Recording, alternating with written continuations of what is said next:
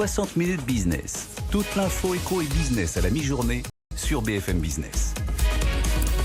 Arnaud Bruyon vient de nous rejoindre sur notre plateau. Bonjour Arnaud. Bonjour Erwan. Merci d'être avec nous. Vous êtes le PDG de Finsbury, la marque de chaussures anglaise, devenue française en 2010, si je ne m'abuse. Oui, enfin, même avant, mais voilà. Même avant, mais vous... franco-française. Franco-française, vous l'avez rachetée. Oui. Cette entreprise.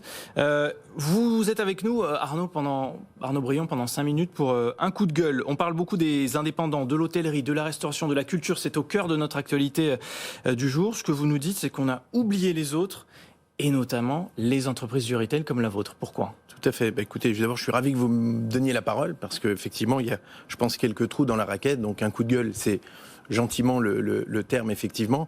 Moi, je pense que voilà, le gouvernement a fait beaucoup de choses pour aider beaucoup de secteurs d'activité, notamment la restauration, l'hôtellerie. Il y a beaucoup de secteurs d'activité dont on entend parler tous les jours, mais je trouve qu'on n'entend pas assez parler des retailers. Ce sont ceux qui souffrent le plus, non ? Vous n'êtes pas d'accord avec ça ? Je pense qu'on est typiquement les plus exposés. C'est-à-dire qu'en tant que citoyen, tout le monde, je dirais, assume les conséquences de la crise sanitaire. Tout le monde fait les efforts, tout le monde a envie de sortir de la crise. Mais le coût pour les entreprises, les efforts qu'on demande aux chefs d'entreprise, aux entreprises dans nos secteurs d'activité, et je pense particulièrement au secteur de l'équipement de la personne, parce que même dans le retail, il y a des disparités très importantes. L'équipement de la personne, les marchands de costumes, les marchands de souliers comme nous, on est typiquement impactés. On demande à tout le monde de faire du télétravail, tout le monde joue le jeu.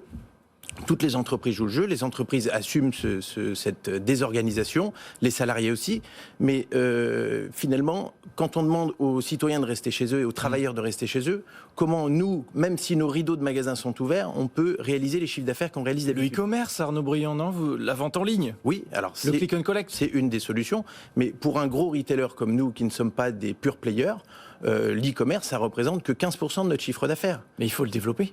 Et c'est ce qu'on est en train de faire, et croyez-moi, on investit massivement dans le développement de l'e-commerce. Et même si on a des croissances de 400% sur l'e-commerce, ça ne règle pas nos problèmes, et c'est pas avec 15% de mon chiffre d'affaires que je peux honorer mes 1,3 million d'euros de loyer par trimestre que je dois honorer auprès de mes 75 magasins. Parce que là-dessus, on considère que comme vous n'êtes pas fermé, vous poursuivez votre activité, finalement, vous n'avez pas les aides que vont avoir les établissements qui ont une fermeture administrative. Il y a plusieurs choses. D'abord, il faut savoir que si on se projette à l'ouverture, j'entendais votre intervenant avant moi, on c'est encore assez incertain, on attend le discours du président, on attend de savoir, donc typiquement il y a des chances qu'on n'ouvre pas avant début mai, donc si on ouvre, si on se projette à début mai, en 13 mois lissants, c'est 5 mois de fermeture pour tous mes magasins de centre-ville et c'est 7 mois de fermeture dans les magasins de centres commerciaux, qui représentent un tiers de mon parc de magasins.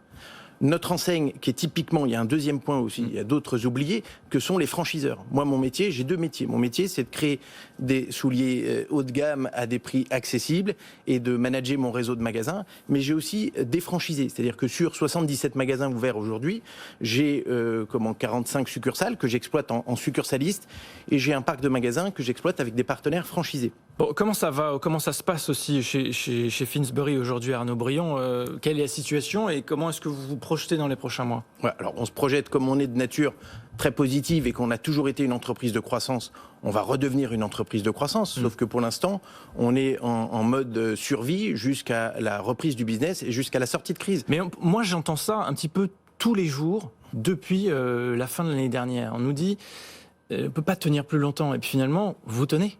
On tient, mais ça relève du miracle. J'ai envie de dire, moi, un groupe comme le mien, qui est un groupe en bonne santé, qui est fort de tous les bons fondamentaux économiques et qui a toujours été, encore une fois, je le répète, une entreprise de croissance, la survie de mon groupe, elle ne tient qu'à la résilience de l'entreprise, à sa capacité à s'adapter et surtout à une gestion extrêmement rigoureuse de bons pères de famille que j'ai opéré pour ma propre entreprise.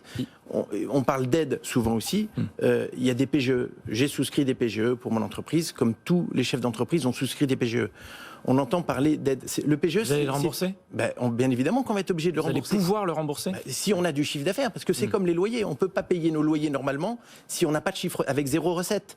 Et sans recette, on ne pourra pas rembourser nos PGE. Vous avez encore de la trésorerie ? On a encore un peu de trésorerie, mais je veux dire, on ne pourra pas tenir une année supplémentaire comme ça. Et pour l'instant, le début de l'année 2021, il est encore plus compliqué que l'année globale en termes de perte de chiffre d'affaires. Donc ça fait un an, on est toujours au bord de la falaise, on n'a toujours pas de visibilité. Et les PGE, justement, voilà, c'est pas une aide, c'est les entrepreneurs qui s'endettent et qui, par conséquent, donc s'endettent pas pour se développer comme ils le font dans leur ADN et dans leurs habitudes, pour développer leurs entreprises, pour développer leurs outils de travail. Ils le font pour payer les musiciens.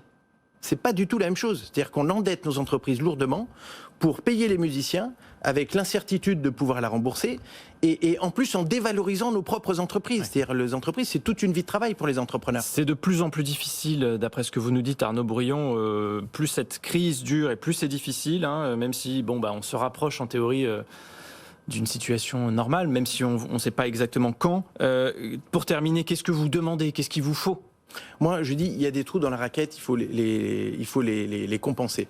Comment? Le gouvernement a fait des choses extraordinaires, et je le souligne. Moi, quand j'entends le discours de Bruno Le Maire, je suis fier d'être français, et je me dis, on a quand même un gouvernement qui est actif avec le président, et qui, font le maximum pour essayer de soutenir l'économie. C'est formidable ce qui a été fait. Il y a des choses formidables qui ont été faites pour beaucoup de secteurs d'activité, dans un délai record, avec une simplicité déconcertante. Donc, qu'est-ce qu'il faut alors? C'est fantastique. Si c'est ce qu'il faut, c'est aider les franchiseurs. Ouais. Les franchiseurs ont été oubliés. Tous les franchiseurs, quels que soient les réseaux et les métiers, ont été oubliés. Aujourd'hui, si un franchiseur est en échec, il entraîne avec lui tous ses franchisés qui, eux, au demeurant, sont mieux accompagnés que les autres entreprises. Quand vous avez plus de 49 personnes dans votre effectif groupe et que vous avez une baisse de chiffre d'affaires qui n'est pas supérieure ou égale à 50%, vous êtes exclu de tous les dispositifs d'aide. C'est ça qu'il faut compenser, les franchiseurs. Et le deuxième gros problème, les loyers.